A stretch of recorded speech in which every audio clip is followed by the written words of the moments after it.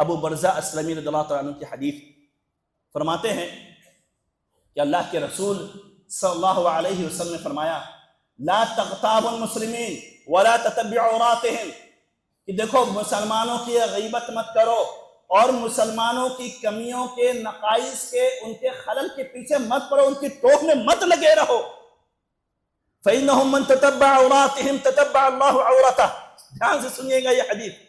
ہم نے ہلکا جرم سمجھا ہے نا۔ فَإِنَّهُمْ مَنْ تَتَبَّعَ عَوْرَاتِهِمْ تَتَبَّعَ اللَّهُ عَوْرَتَهُ۔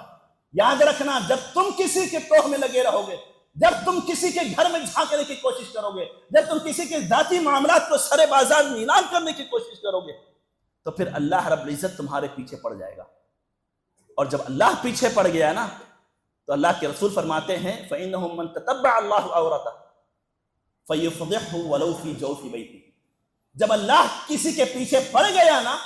تو پھر اللہ رب العزت اس کے عزت کو سر بازار نیلام کروا دے گا، یہاں تک کہ وہ آدمی اپنے گھر کی چار دیواری کے اندر کیوں نہ بیٹھا رہے، وہ اپنے گھر کی چار دیواری میں موجود ہے، اس کا جرم اس کی چار دیواری میں موجود ہے، لیکن اللہ رب العزت چاہے نا کہ وہ کسی کے ٹوہ میں لگا رہتا ہے نا، تو پھر اللہ رب العزت اس کے پیچھے پڑ جائے گا اور اس کی عزت کو سر بازار نیلام کروا دے گا۔ آپ جب کسی کے بارے میں بات کرتے ہیں، جب آپ کسی کی عزت کو نیلام کرنے کی کوشش کرتے ہیں، تو آپ اللہ کو چیلنج کر رہے ہوتے ہیں۔ ہمیں سوچتے ہیں نا کہ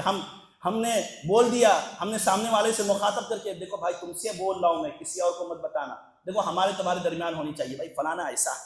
تو کسی کو بتانا مت، اس تک پہنچانا مت۔ آپ اس تک پہنچے نہ پہنچے، آپ نے جو جملہ کہا ہے اس کے بارے میں، آپ نے جو غلط باتیں کہی ہے اس کے بارے میں، اس تک پہنچے نہ پہنچے، لیکن جس تک پہنچنا ہے وہ وہاں پہنچ گیا۔